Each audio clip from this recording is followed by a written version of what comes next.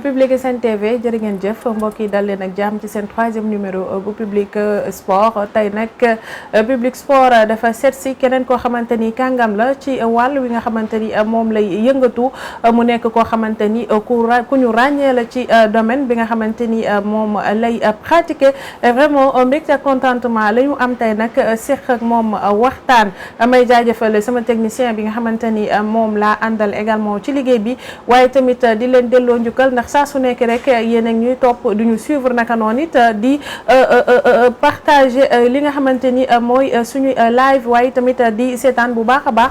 suñuy émission alors tey ki nga xamante ni nag moom la ñuy dalal ci suñu émission bi di Public Sport nag moom mi ngi wuyoo ci turu Omar Ngara Sylla nekk le coach des Lions du beach soccer moom nag nekkatul koo xamante ni dinañ ko présenter si paysage sportif bi alors coach ginnaaw bi ma la jaajëfalee bu baax a baax si dalal bi nga xamante ni moom nga ñu dalal fii dama lay bàyyi rek nga daal di nuyoo ko mbokk internautes yi nga xamante ni ñoo ñuy seetaan. waaw tout d'abord dañuy wax dal leen ak jàmm. je pense que ne dëkkuwaay bi neex na leen parce que vous êtes près de la mer.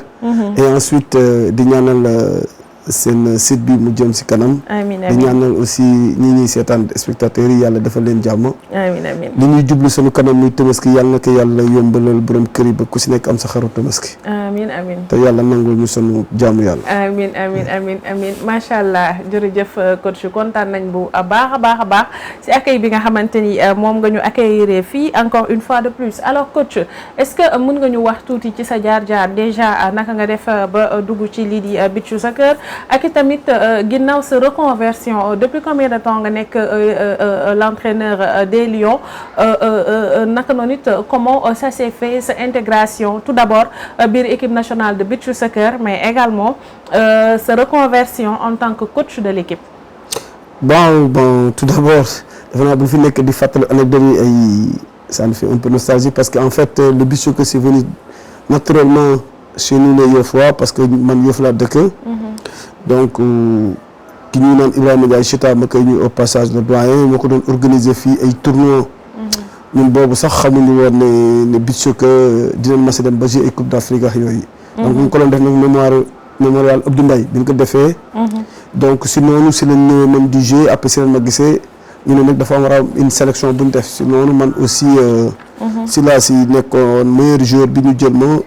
après ñu former équipe bi donc daanaka les premiers joueurs yi ma si leen sélectionné man si laa bokk parce que le beach soccer est né au Sénégal en 2007. moo nekk suñu première participation en Afrique du Sud ñu jël un tournoi majeur ñu def ko nekk fa vice champion d'Afrique après si année boobu aussi si lañ demee coupe du monde au Brésil dem ba quart de finale si lañ toogee je pense que ne loolu moo nekkoon début bi mais man aussi ma nekkoon si du jeu donc naturellement aussi comme les gens m'appelaient toujours professeur parce que je suis sortant de l'INSEPS et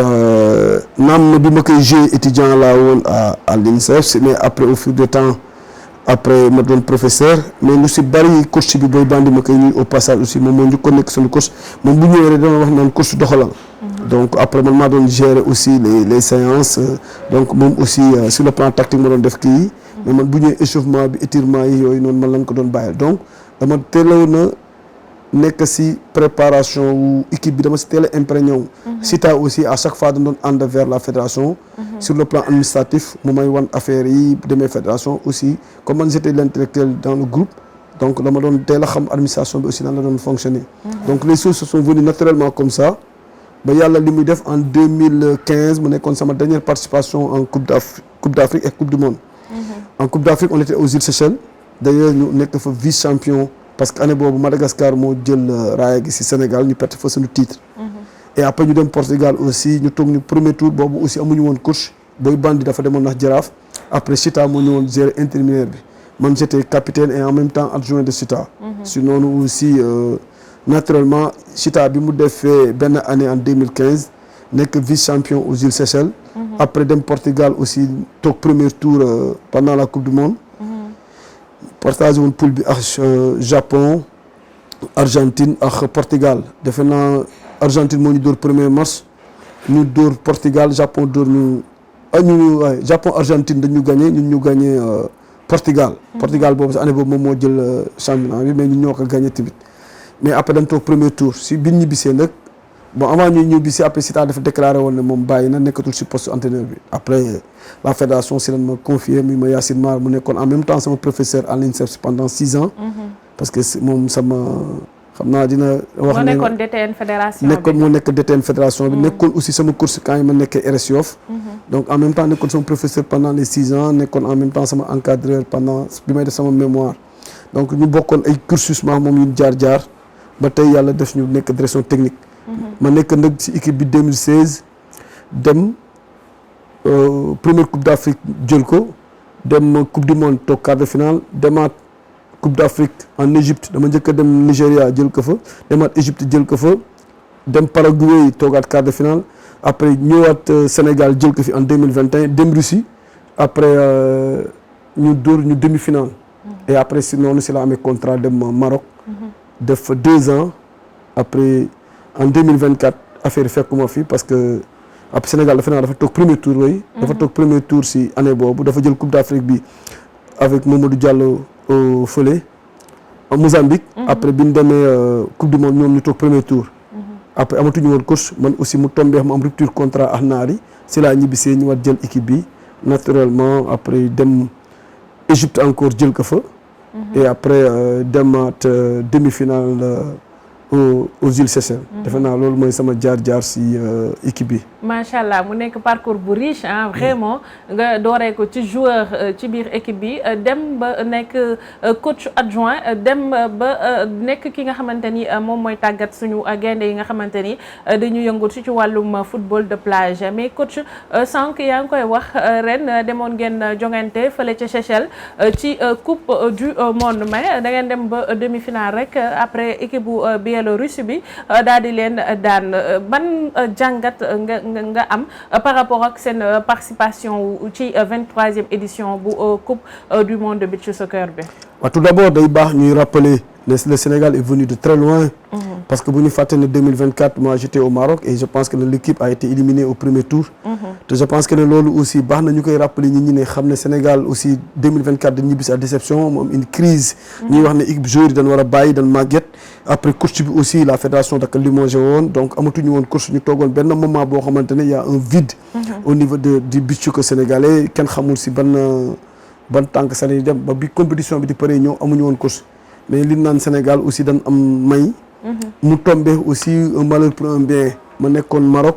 yàlla defoon na aussi ma nekkoon fa di commencer gagner d'ailleurs Sénégal masul am défaite en Afrique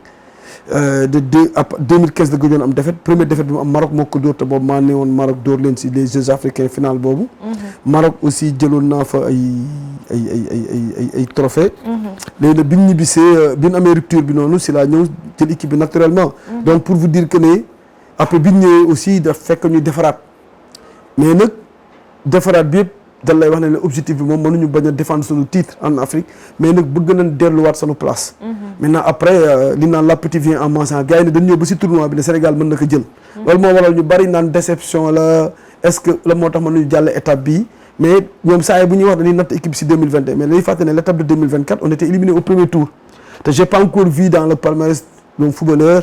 équipe bu toog premier tour. année bi stop mu ne mooy jëli ji coupe comme objectif. donc la fédération même man bi ma koy assigné dama ne c'est impossible. et après ils ont revenu à le truc en me disant que ne voilà est-ce que tu peux au moins nous assurer le carré d'as ma ne leen yàlla baax na et je pense que c'est chose faite. bien sûr et après le reste man pour man da kala nga naan naam ne fa. dans les compétitions il faut toujours assidu il faut être présent.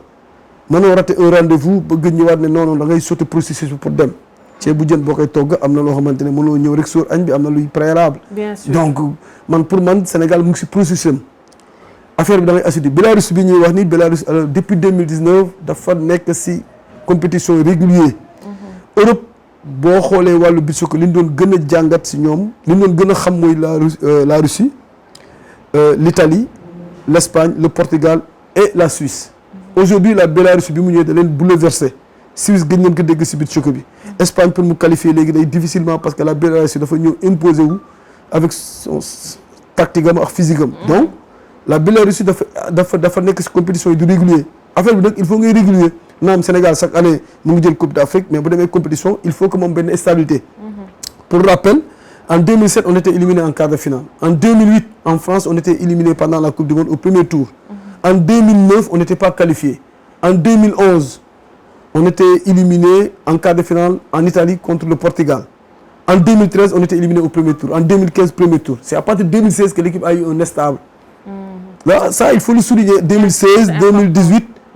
et 2021 que l'équipe sax toogatul woon premier tour ba ñuy xalaat ay waxu coupe. Maintenant, quand il vient après nga gis li nga liggéeyoon mu am benn chute à partir de 2024 ñu bëgg a ñëw ne la y a une déception boo eggee ba sa quart de finale alors qu'il y avait 16 nations yoo xamante ne y a que des champions et des vice-champions. Quand il est quatrième, je pense que c'est une mention spéciale pour cette équipe. Mais je pense que Afrique dak sax Sénégal moo nekk la seule nation boo xamante ne dem na ba compétir ba demi-finale su ma juumee nga gàggante ma coach. waaye moom la lébu yi naan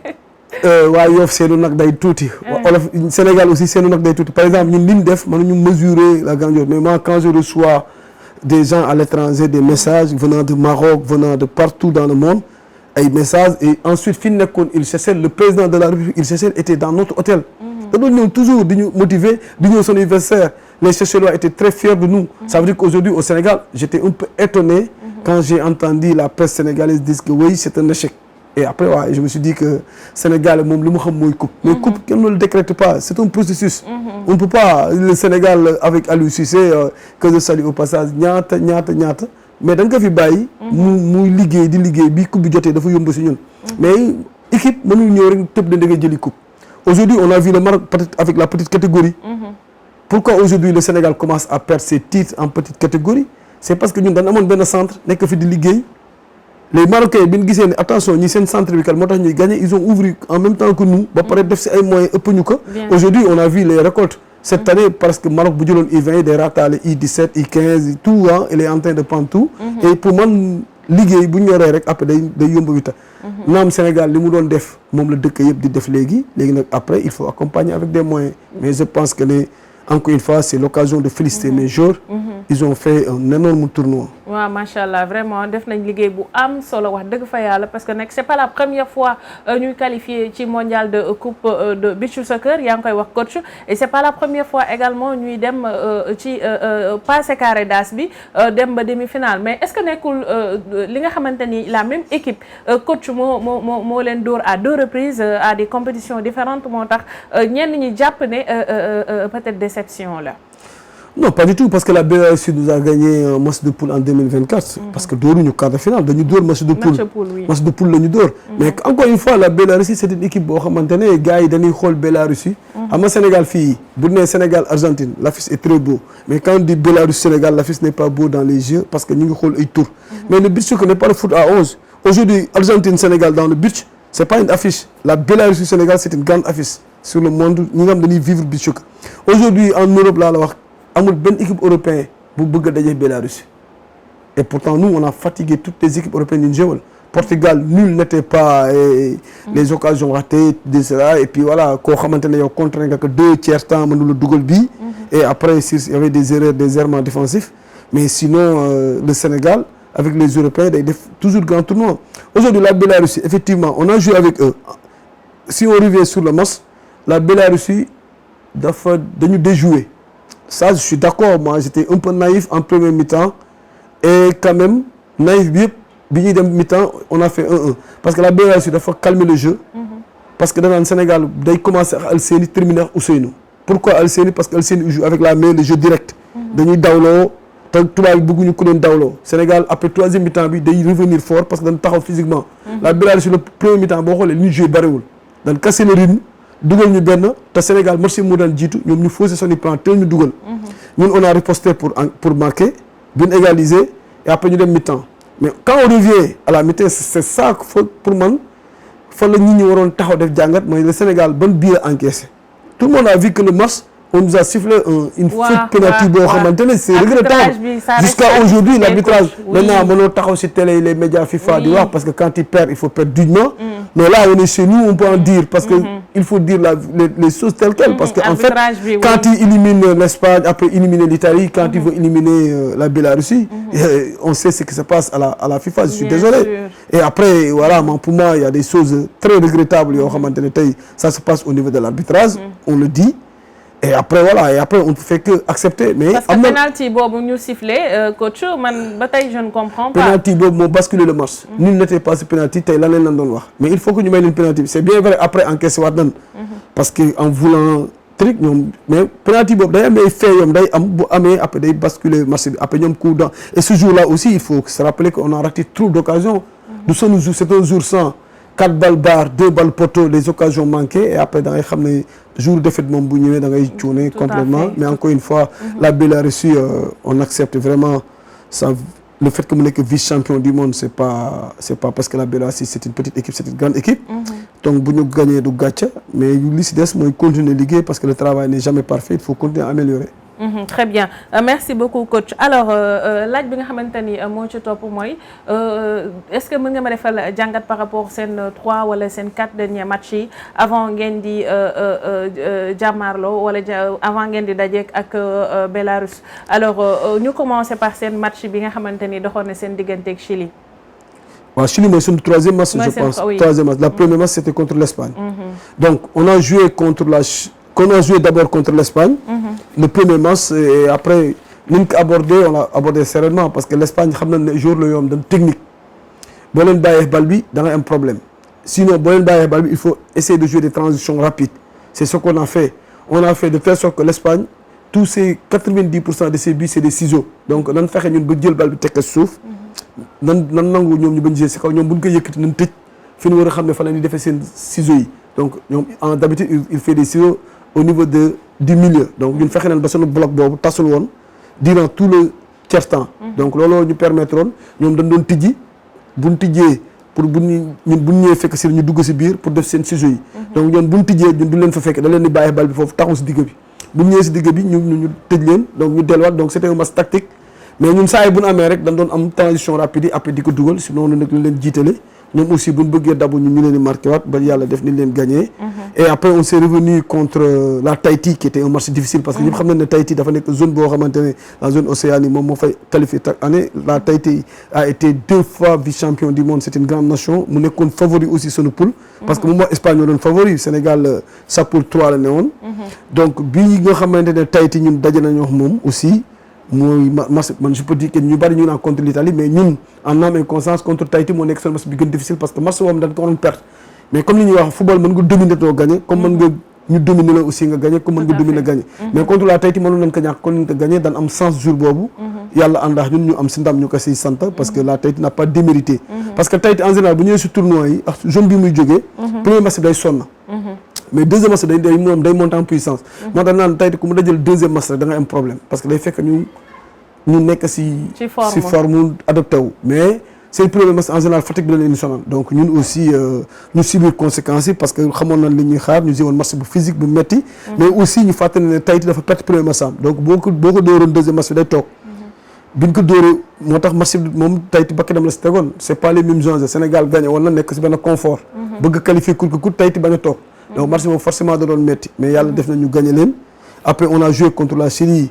qui était novice poule bi jàppoon ne mooy l'équipe la plus faible par respect parce que mu ngi doon door a ñëw là aussi on a pu profiter pour changer le groupe parce que amoon na si ay ñoom daan amoon menace de carton comme Mandione comme Mamour comme Gadiaga ñu tegle woon Mandione sax bàyyi nañ ko mu jouer parce qu'il n'était pas en confiance comme match bu facile la woon si ñun ñu ne nañ ko dugal on a permis aussi de récupérer Jean Nino Silla ñenn cadre ñu noppal leen pour ñeneen ñu am temps de jeu Pape Modou Ndoye Amar ñooñu bi ñu duggee amoon nañ temps de jeu ils ont fait un match héroïque et ensuite noonu lañ joué seen troisième match. contre l'Italie également mën naa ne daanaka fin temps ngeen arraché li nga xamante ni mooy ndam li coach. waaye contre l'Italie c'est un match d'émotion c'est un match mental parce que bu ñu fàttali ne équipe bu toogoon premier tour nga qualifié et après boo ñëwee y a l'envie qui est là qui dit que non attends il faut se rappeler l'essai 2024 jàll na parce que boo nekkee ci phase de poule da ngay gëm ne li ñu daloon 2024 donc et ensuite il y avait les images à chaque fois qu'on rappelait les jours. parce que loolu sur le plan mental dañ doon indi les images de 2024 quand il y avait la déception il y a une vidéo qui circulait au niveau de la FIFA moom Sénégal dañ toogoon di jooy et il y a une autre vidéo de la FIFA boo xam day montrer en 2021 le bonheur qu'on avait fait ba gars yi tuddewoon ma Usain Bolt après le match maa ngi doon daw di dem si di jubilé quand tu compares ces deux trucs là et puis dañ doon tegal joueurs yi kii yooyu sur le plan mental et après c'est à vous de nous refaire rêver aujourd'hui et je pense que contre l'Italie on a trop dépensé d'énergie après le match sur l'émotion et même je me suis dit que même maa ngi naan docteur bi aujourd'hui faut que booy récupérer parce que après le match dañu yuuxu lu bari mais li si ëppoon solo mooy ce match là il fallait le gagner qu'importe faut que gagner mais quand il joue avec le vice-champion du monde, je pense que c'est là où même les Sénégalais commençaient même à espérer que les coups d'or vice-champion war nga mën final au moins. Donc pour man après dama ñëwee si dëkk bi parce que moi je n'ai pas l'habitude de lire les journaux quand je suis à l'étranger. Donc et puis boo nekkee si compétition da ngay bañ a déstabiliser. Mais bi ma ñëwee fii bay lire journaux yi di parce que boo toogee sa kër après laay door a comprendre. boo demee julli ji jàkka ji daje paay sa ñu naan non demoon na bay neex quoi mais boo yéen daal da ngay waar après si ngay comprendre la déception des Sénégalais. L'espoir était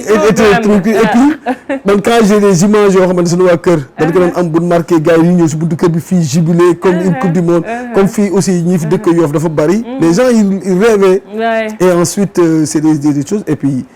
on les a fait rêver mais bon loolu la ko yàlla fi déwén. Non c'est vrai yéen ñu ko tàmmal nag parce que nag y a qu'en beach soccer ngay gis équipe nationale qualifiée en demi-finale Sénégal c'était en 2002 je crois lañ qualifié woon en quart de finale de la coupe du monde boobu ba léegi yaakaar naa ne moom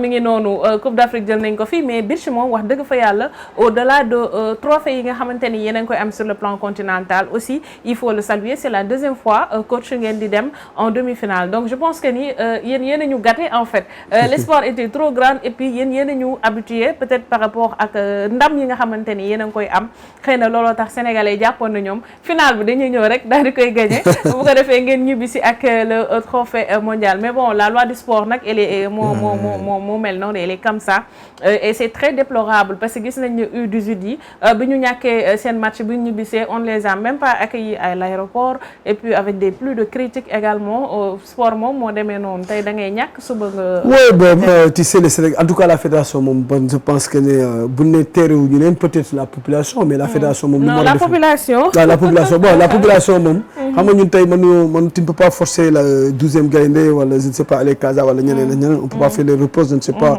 ñax ñoom dañ leen avertir ñu dem ou pas. mais ce qui est l'idéal voyage yi wàcc sa ginnaaw sa kër pendant muy borom kër yi joueurs yi di football ñoo gën a am envie ñëpp pour gagner mais bon football. moom loolu ànd. boo nekkee entraîneur wala nga nekk joueur ki lay tàccu jàppal ne suba moo lay saaga. boo toogee si banc bi jàppal ne à chaque fois on peut te renvoyer boo nekkee joueur jàppal ne tey mën nga dox suba doo dox donc vouloir c'est pas pouvoir d'autant plus que li ñu yor wóoruñu defal li nga war a def rek man pour man et après le reste nga bàyyi ko si loxoy yàlla. parce que ñaari équipe yëpp dañuy préparer wu football léegi ñëpp a yem dañuy préparer wu des séances vidéo la récupération des méthodes d'entraînement maintenant ñëpp a ko yem. mu ngi si YouTube mu ngi si net bi mu ngi si fépp foo dem gis ko. Et après le plus important c'est l'équipe qui est le plus concentrée plus envie plus sens moom mooy gagner les matchs donc ku wàcc raay bi rek da ngay daanu donc ñëpp nag dañuy tegu si raay bi des fois il faut que am ko perte bien sûr dafa leer alors coach sànq yaa ngi koy wax manque d'entraînement beeg yooyu noonu est-ce que mën nga dellusiwaat si jafe-jafe yi nga xamante ni yéen a ngi koy jànkonteel au sein de cette équipe là parce que du ñàkk peut-être am na ay difficultés yoo xamante ni en tant qu'entraîneur yaa ngi koy jànkonteel mais joueurs yi également ñoo ngi koy jànkonteel également. Oui, bon, je pense que c'est une vieille doléance quand on nous parle de primes en équipe nationale ou bien quand on nous parle des équipements. Moi, quand j'étais jeune, on a vécu le pire, mais aujourd'hui, je pense que yooyu yëpp ay vieille doléance la. Aujourd'hui, li ñuy dund mooy manque d'infrastructure bu xamante ñëpp ñu ngi koy jooy. Une équipe qui a fait 10 coupes du monde qui n'a pas un terrain d'entraînement, c'est inadmissible. C'est inadmissible. On nous parle de Toubab Dialaw, c'est la fédération, mais tey état moo am pour tabax. C'est ça, quand tu pars en France, quand tu pars partout, c'est les maires qui construisent des infrastructures dans leur zone. Aujourd'hui, pour moi, c'est l'État du Sénégal qui doit construire des infrastructures. C'est l'occasion même de ñuy jaale waale waa Wakam gépp te man ma bokk fa. si Fadiouth mi nga xamante ne génn na àdduna si anam boo xamante ne tey. dafa mënoon nañ ko éviter. C'est bien vrai que yàlla moo yor dee si yàlla lañ jógee si yàlla luy dellu mais quand même. Il y a des accompagnements, des mesures d'accompagnement, prévenir une ambulance, des appareils yoo xamante ne ça ne coûte même pas 5 millions. ñu bàyyi ko ci stade bi. En Europe ça se passe comme ça week-end bi seetaan nañ match am benn supporter. bu daanu ñu indi un appareil tegal ko le temps ñu arrêté match bi ba mu kii ñu reprendra. Mais en Afrique on ne peut pas continuer à faire comme ça. Donc pour moi côté infrastructure côté moyen c'est l'État. La fédération organise ces compétitions. Mais c'est bien vrai, on est dans un pays où tout est priorité. Tout est priorité et après je pense que l'État a une feuille de route. on ne peut pas les faire changer leur feuille de route. Non, mais je pense que dans les stade am nañ Dakar Arena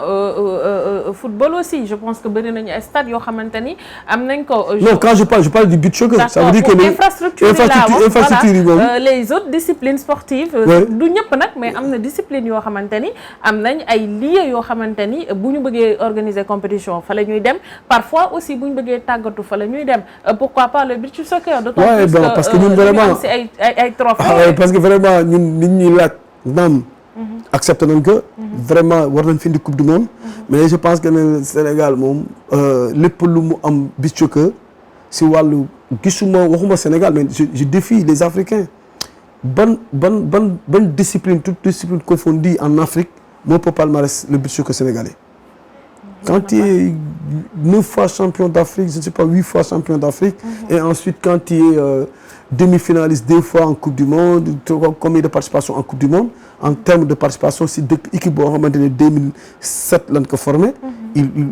faut. Moi, j'ai cherché partout, mais j'ai pas vu notre. Quel mot nous défier sur une meilleure performance? Peut-être des sports individuels, mais en sport collectif, j'ai pas encore vu que ce soit le basket et dans toutes les compétitions et dans tous les pays en Afrique. Donc, bon, mais une discipline de nous. moom laay wax Sénégal peut-être xamuñu valeur u beach soccer bi dans le monde ñun la FIFA dañu respecté. Moi personnellement quand je pars aux stades du ma yor sax un badge. Il suffit que juste les gens de la FIFA gis ma dañ lay teg loose. te pourtant moi je suis seulement l'entraîneur. Moi je ne demande même pas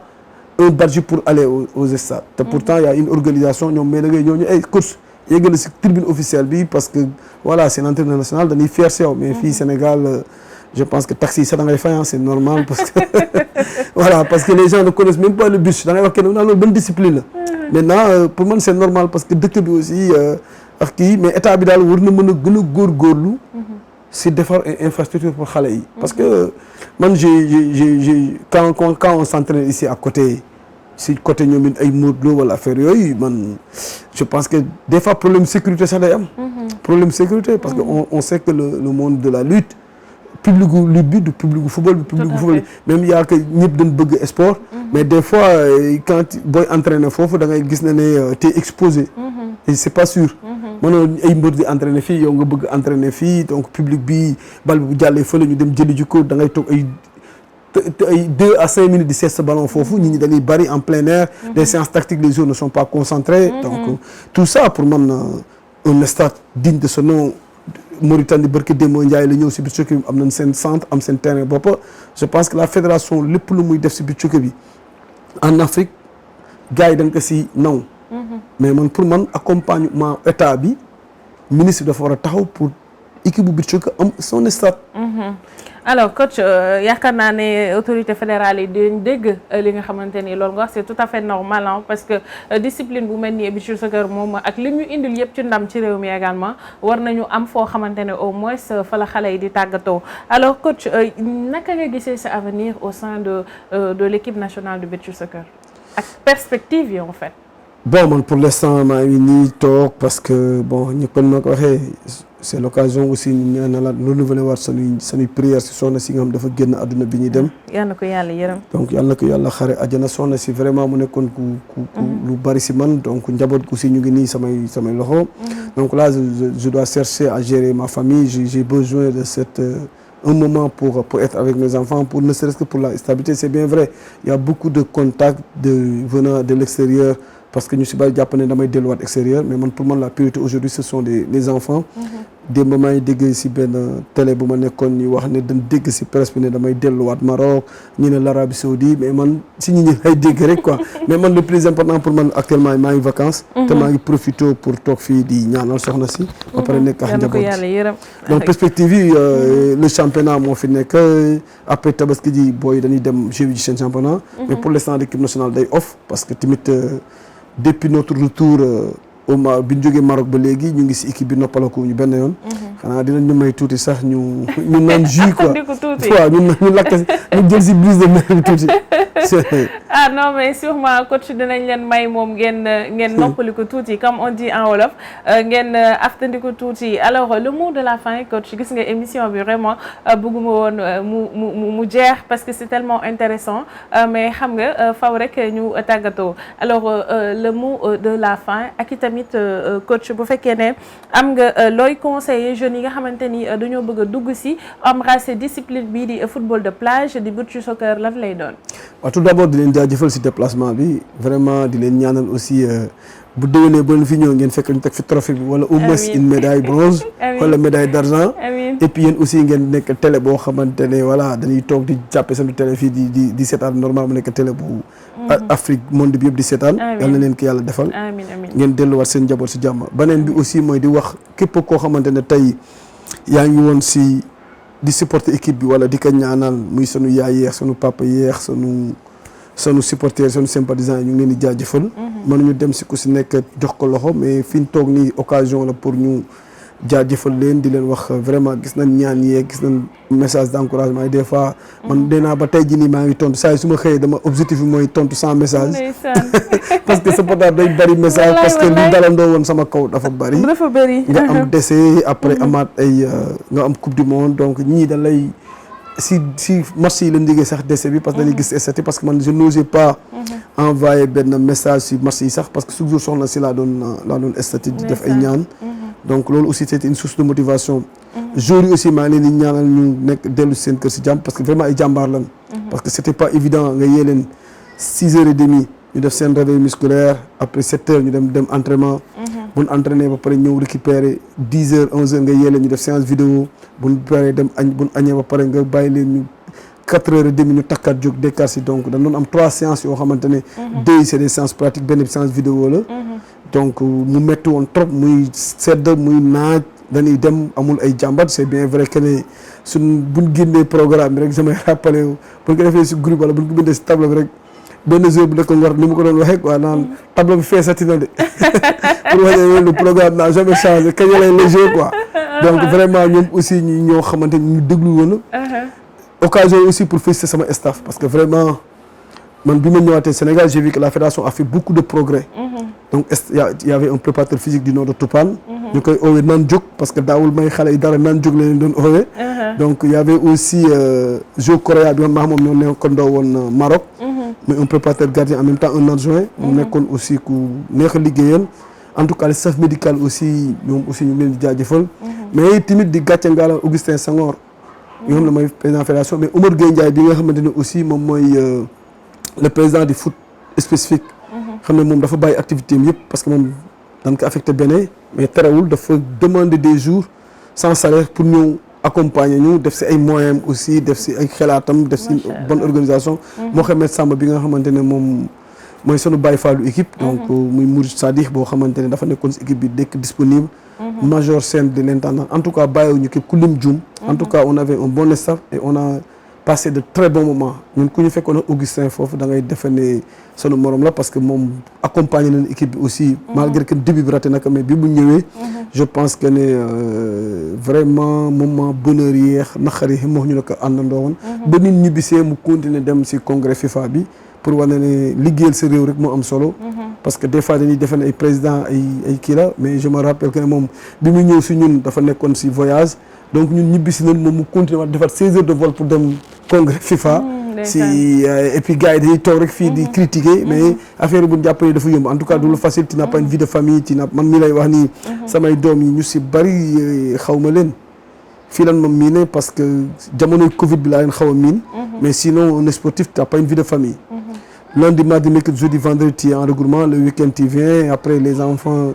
le temps ngay nekk ak ñoom après reprendre l'école donc des fois le week-end nga dem compétition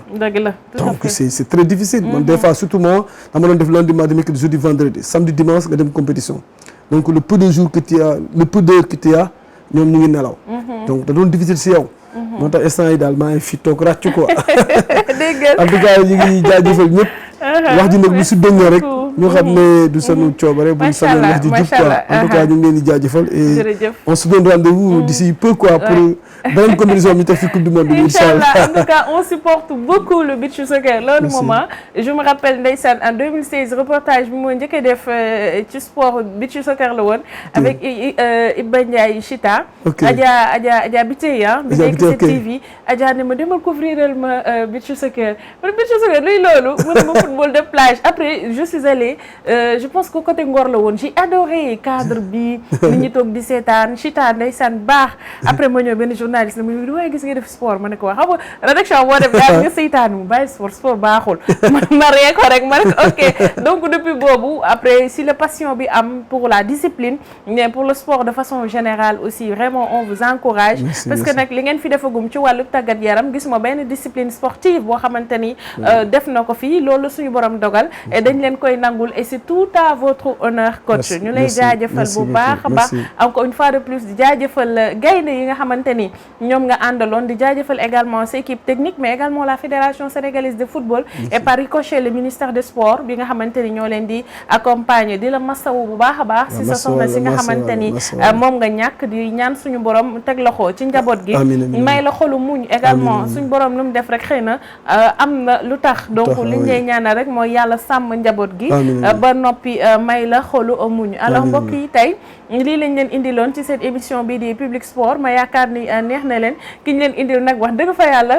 ku ñu ràññee la ci wàllum tàggat yaram ndax moom mooy tàggat suñu gaynde yi ci wàllum football de plage di Omar Ngalla Sylla Ndaak Samb mi ngi lay nuyu. maa ngi fay mi ngi lay nuyu bu baax a baax a baax. bu ma masul gis. lakkale la def xale boobu mi ngi lay nuyu bu baax a baax alors ma di leen jaajëfalaat encore une fois de plus mbokk yi di jaajëfal sama technicien As quant à moi je vous donne rendez-vous incha allah le week-end prochain ci seen beneen numéro bu Public Sport kenn dal ak jàmm.